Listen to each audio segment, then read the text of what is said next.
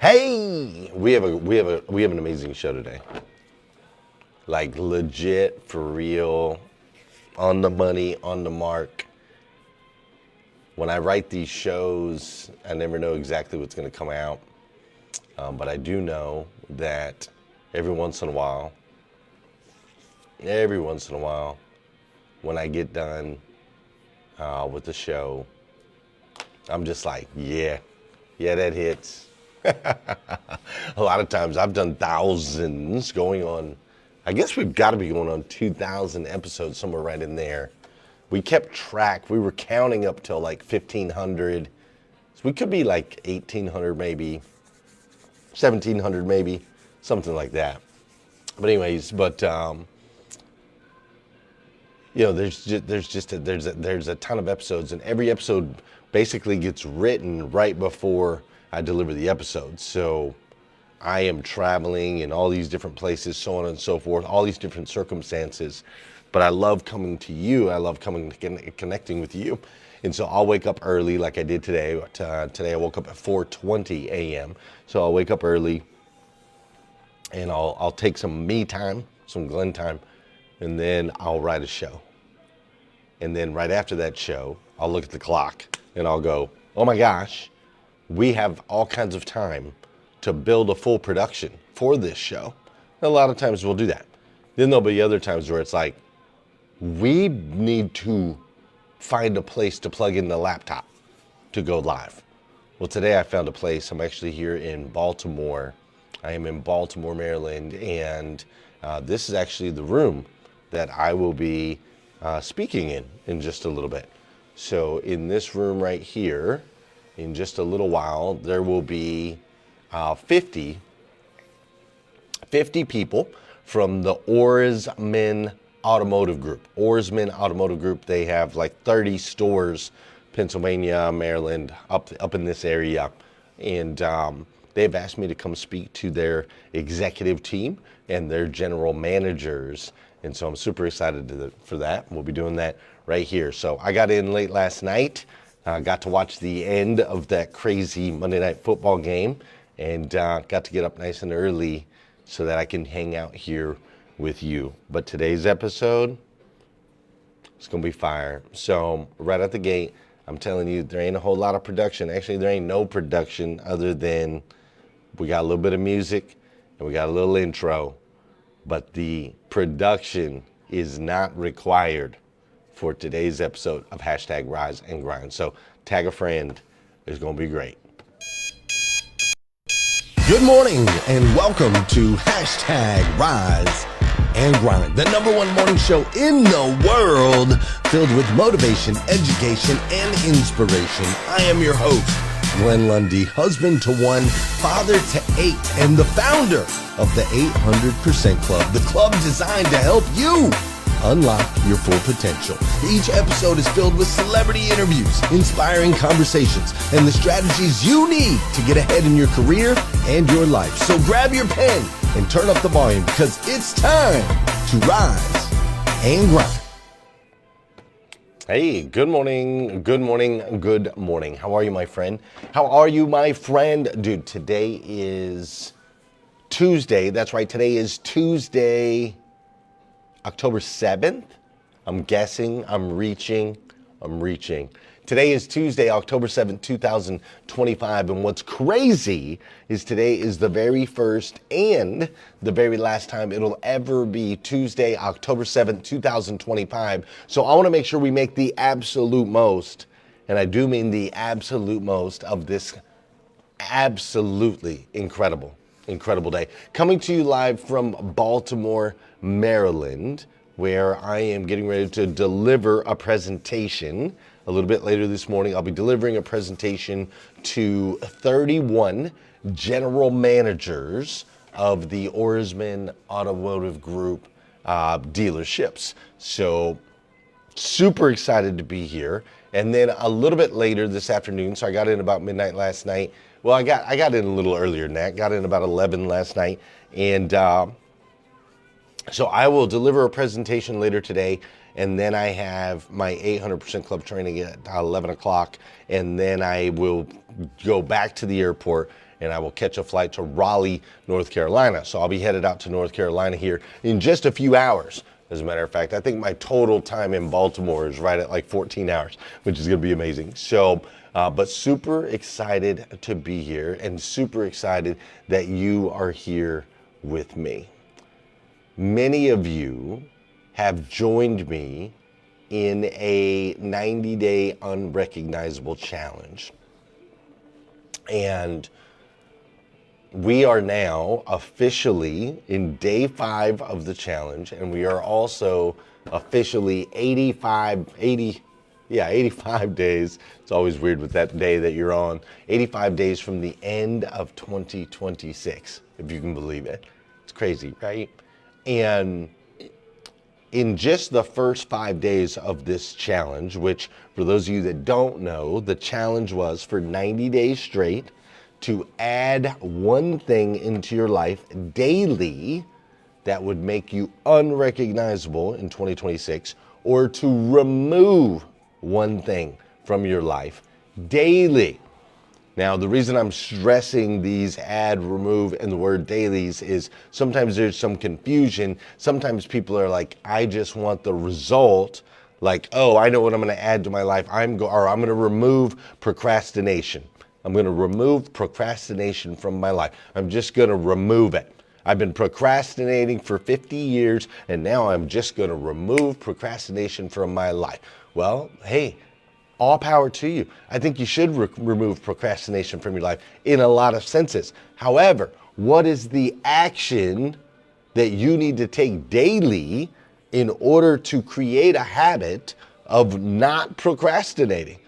Like, there's something you have to do. A lot of times it's just setting up a powerful morning routine. A lot of times it's just getting up at the same time every single day and actually going out and doing the workout like you're supposed to, or reading the book like you're supposed to, or writing the goals like you're supposed to, right? A lot of times the key to unlearning a specific action like procrastination, the key to unlearning is action, right? And so we've been going through this 90-day, and for me, my challenge that I'm challenging myself is to do 2 things. Very simple: put God and family first. Now, I know on the surface it seems kind of plain. It seems a little bit generic. I'll put God and family first. Yeah, we've heard that a million times. But no, like actually putting God and family first. Like actually putting God and family as a priority, actually putting God and family on my calendar, actually doing things with my kids that they want to do, not necessarily what I want to do, actually diving into a devotional and getting closer and stronger in my faith, scheduling time for that. So that's what I've been doing for 5 days. Today's my first day on the road, having to do that. And so my wife was like, yo, bro, what are you going to do about the kids? What are you going to do about the kids? You have to take a daily action. You don't get the excuse of, oh, you're going to be on the road for a couple days, so now we don't have to take that daily action. What's the daily action you're going to do with the kids? And I'm like, oh, okay. Yeah, that's right, right?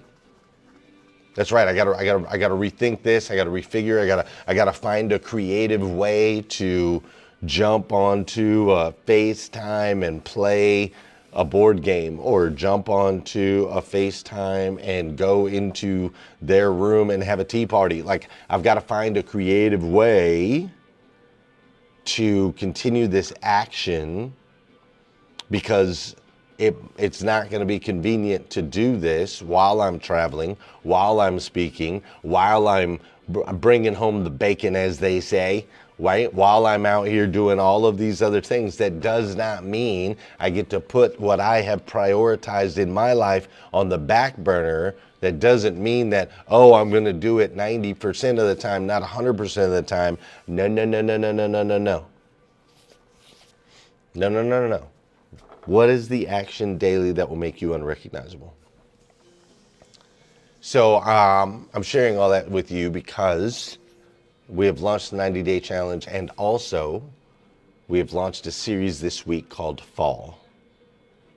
You can just look around outside and you can start to see the leaves falling from the trees. You can look around outside and you can see or feel the weather starting to shift a little bit. You can look around outside or look on your calendar as we're headed into October and the Halloween decorations are starting to show up and all of those things. We know that we are headed into fall. And for a lot of people, when it comes to the seasons, fall is one of their favorite seasons. As a matter of fact, drop it in the chat if fall is your favorite season. I see that Tosh is here and Mary Lynn is here and Trish is here and Tony Schmidt is here. I see Wes Storm is in the building. Bella Rigby is here. Tanya Colquhoun is here. Sonia Merritt's in the building. Mike Larkin's in the building. Bella Rigby is in the building. I see Scott Simons. I see Sol Salcido. I see a whole bunch of you this morning. I see Jay Burchell. What's up, Jay? Great to see you, right? Drop it in the chat if fall might be a favorite season. So for a lot of people, fall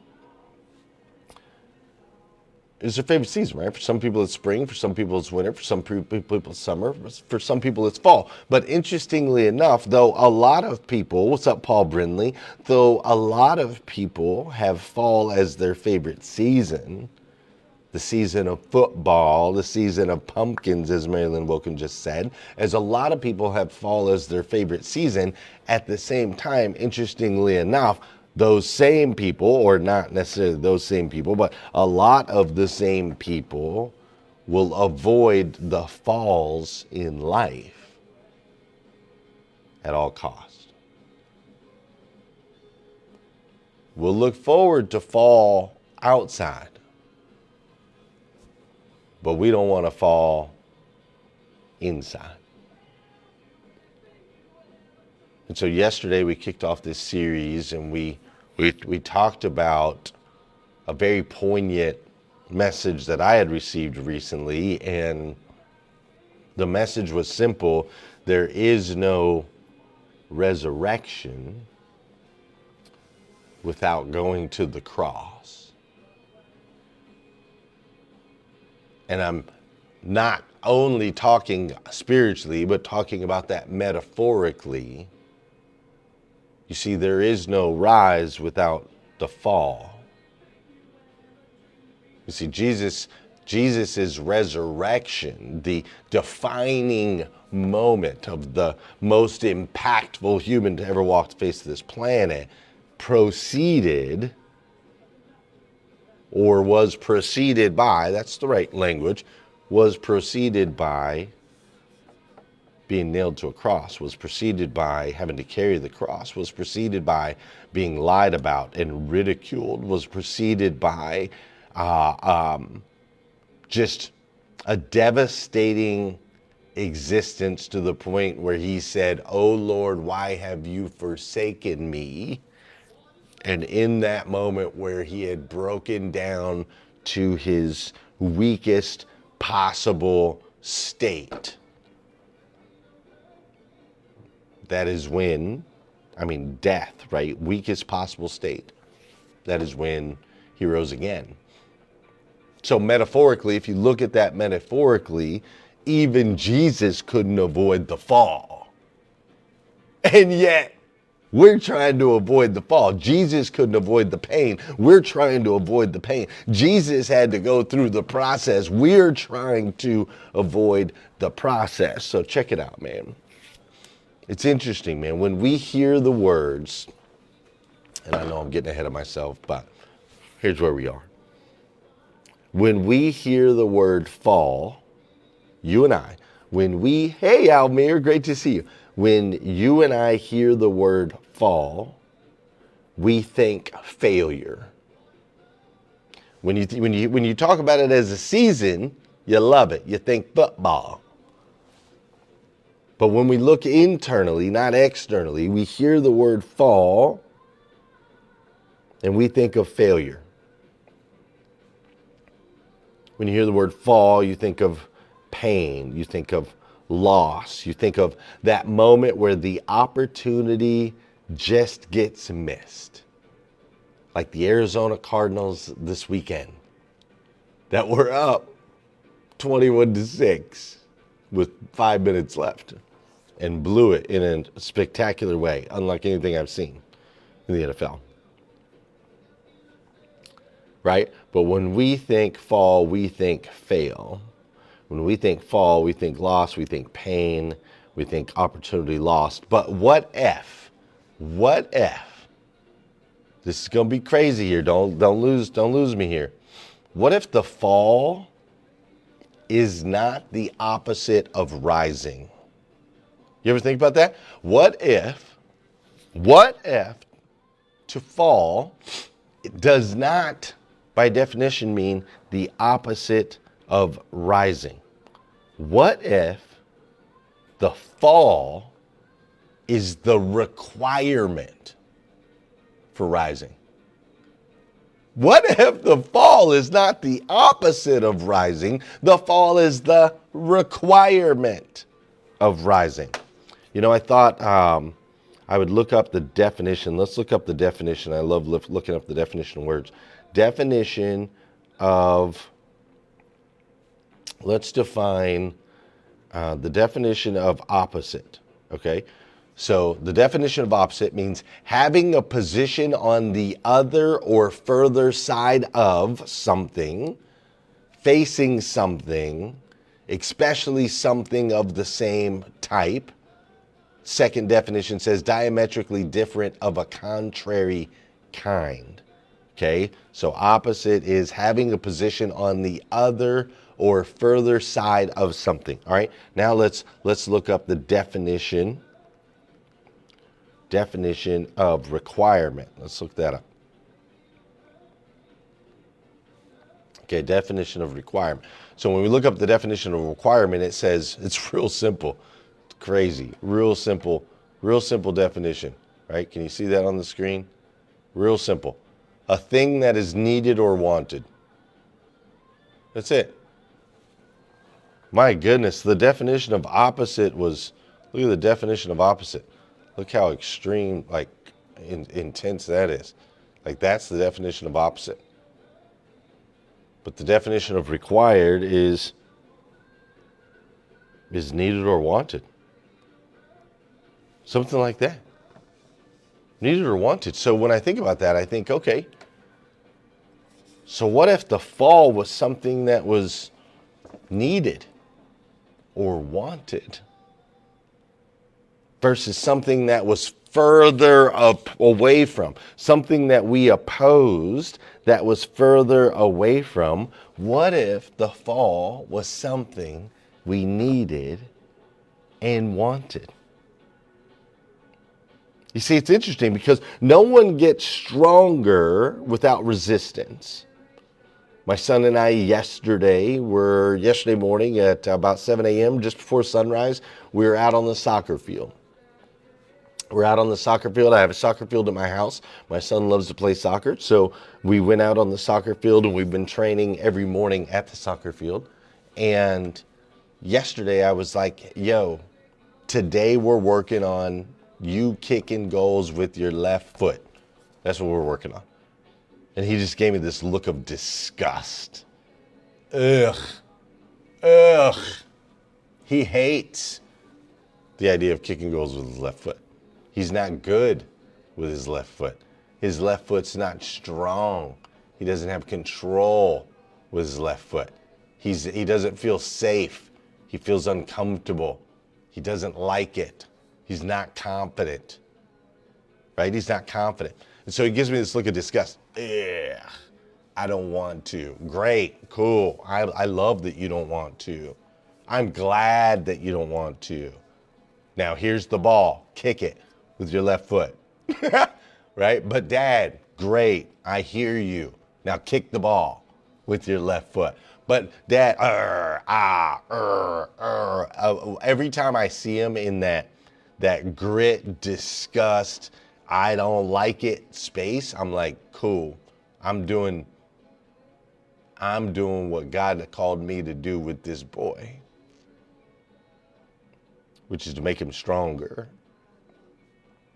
Because you can't get stronger without resistance. Just like you can't get wiser without mistakes. right? Anything that we're trying to learn, whether you're trying to learn a new language, whether you're trying to learn mathematics, whether you're trying to learn a new skill, whether you're trying to learn how to edit a video, maybe you're trying to learn how to go live with videos, maybe you're trying to learn to be a better speaker, maybe you're trying to learn how to read a book. Look, dude, there is no getting wiser without mistakes. One of the things that I tell every single one of my clients in 800% Club is I'm like, look, dude, I'm not any smarter than you whatsoever. I just simply am wiser because I've made more mistakes than you have. Simple as that. The reason we were so successful and the reason I've had a lot of success with dealerships all across the country is because I need and want the falls so that I know where we can get stronger. And I like making mistakes fast, like let's go, right? Make the mistakes quick so that we can learn from them. You can't get stronger without resistance. You can't get wiser without mistakes. You see, every single rise begins with a fall. Now, I have gotten way ahead of myself, and there's something we have to do on this show. You guys know what it is. We got to do some dance on this show. We better get it in, because we're going to run out of time here quick. Let's go. For those of you that know, those of you that don't know, this is the part of the show where I need you to hit that share button. I need you to hit that share button, because I believe if we can change the way people start their day, it'll make a massive impact on this planet. I truly believe that. And sometimes all it takes to change the way somebody starts their day is for you, yes, you, to hit that share button. This is also the part of the show where I want to say good morning to you, and I want you to say good morning to me. Whether you're watching live or you're watching on replay, say what's up. All right, cool. How you doing? What's up, Christina Howard? Thank you for being here. I appreciate you. Tosh Queen is in the building. Renee Hayes is up in here. What's up, Young Johnson? How are you? Jody Tibbs. Jody Tibbs is in the building. Rodney Rock Hatfield. What's up, Rodney Rock Hatfield? Kimberly Hatfield is in the building. Paul Brinley is in the building as well. Paul Brinley, Soul Salcedo, the whole crew. Mike Lark.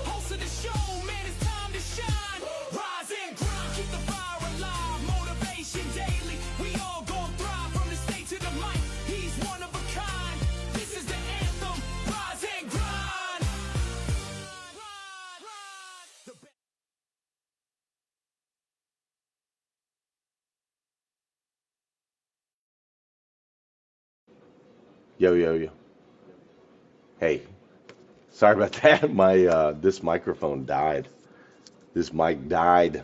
So now we're going through the mic through the headphones. It's probably not going to sound as good. But hey, thank you all so much for being here. Make sure you tag a friend. Make sure you hit the share button.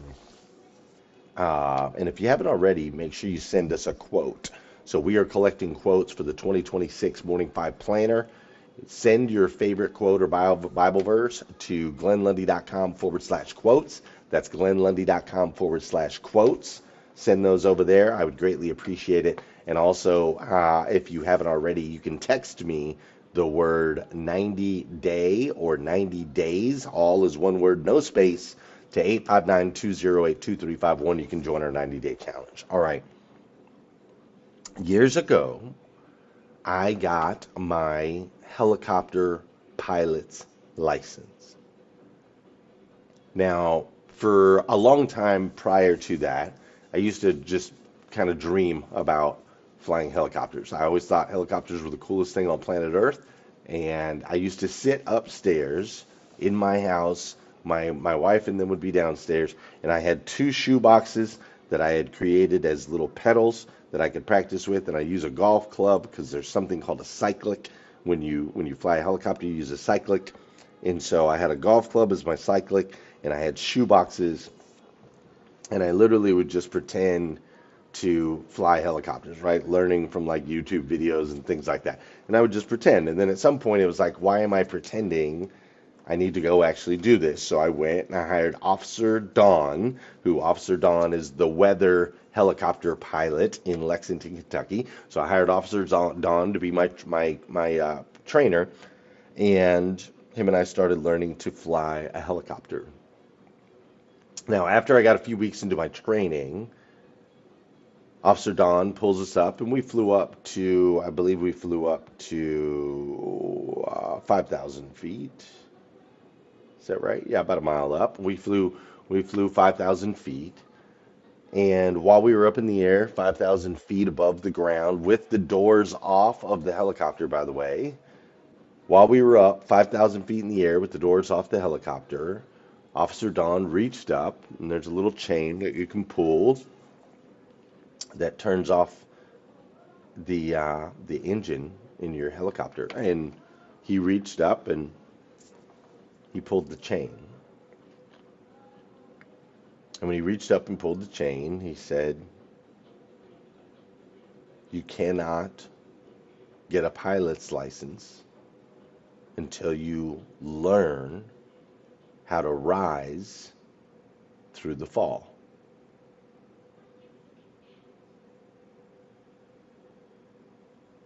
You cannot get a pilot's license until you learn to rise through the fall.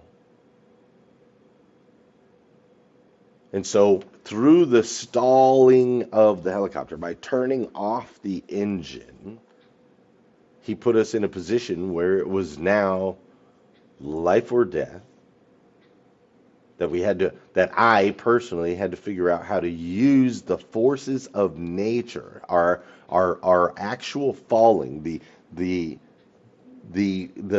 falling of the helicopter creates an air draft of lift, right? Helicopter is going down, which means air's coming up through it. And that air draft of lift will actually turn your propeller blades and give you complete control of a helicopter. Complete control. To me, it was a fascinating lesson, and one that I see in nature and in you and I's lives every single day, right? We have to learn to fall so that we can learn to rise again. You see, when he pulled that cord and everything in the helicopter fell silent, like the chopper, it dipped initially, it kind of rolled off to the left, and it felt like it was out of control, right? But that moment where I thought it was out of control, that moment where we were literally falling to our death, right? That moment was not the end. It wasn't the end for me. It wasn't the end for Officer Don. And that moment in your life is not going to be the end for you. It's the lesson. It's the moment you begin to literally trust your instincts. You can't trust your instincts until you're in the fall. Like there's an inner design to you that only comes out in the fall. Like who you are only shows up in the fall. Like when is the last time you trusted you? When is the last time you were in such an uncomfortable position that there was no one else you could rely on but yourself? And how did you show up? Because see, if there's no fall, there's no turbulence, there's no license. As a pilot, you do not get to soar until you understand the fall. And in life, it's interesting because the fall, that's where we find humility. The fall, that's where we find grace. The fall, that's where we learn compassion for ourselves and for others. Like if you really think about it, man, you can't teach peace if you've never been angry. You can't teach courage if you've never faced fear. You can't truly love without feeling and experiencing heartbreak. Like every emotion that you are avoiding, anger, shame, regret, all of those emotions, they're not the enemy. They are evidence of your growth. Growth is messy. Growth is uncomfortable. You fall down, you scrape your knee. There's blood and scab and scars. And then you get back up and you say, you know what? Let's try this again. That's what you do. You get back up and you say, you know what? Let's try this again. You cannot skip the fall. Not you. You can't skip the fall. Not me. I can't skip the fall. Dude, I have fallen so many times. I have fallen and dealt with so much turbulence in my life, from early stages with homelessness and addiction issues and lying, cheating, stealing, and all of those falls, and women traps and all of those falls, right? I've had all of those falls. And then through business, I've had falls where I've hired the wrong people, made the wrong decision, didn't fill the contract out right, got sued, lost money, went negative, couldn't pay myself. Like, dude, I have had all the falls. But none of those falls were the end. None of those falls were the end. All of those falls were invitations. Say it with me. Say, not the end, but an invitation. One more time. It's not the end, but an invitation. Dude, you have to surrender the version of you that can't do what you're currently dreaming of doing in order to become the version of you that can. Do you understand that? Like, you must surrender to old in order to become new. You have to. You can't be both. You cannot be both. You can't be weak and have the strength required, right, needed or wanted, to achieve this vision that you have for yourself. You have to let it go.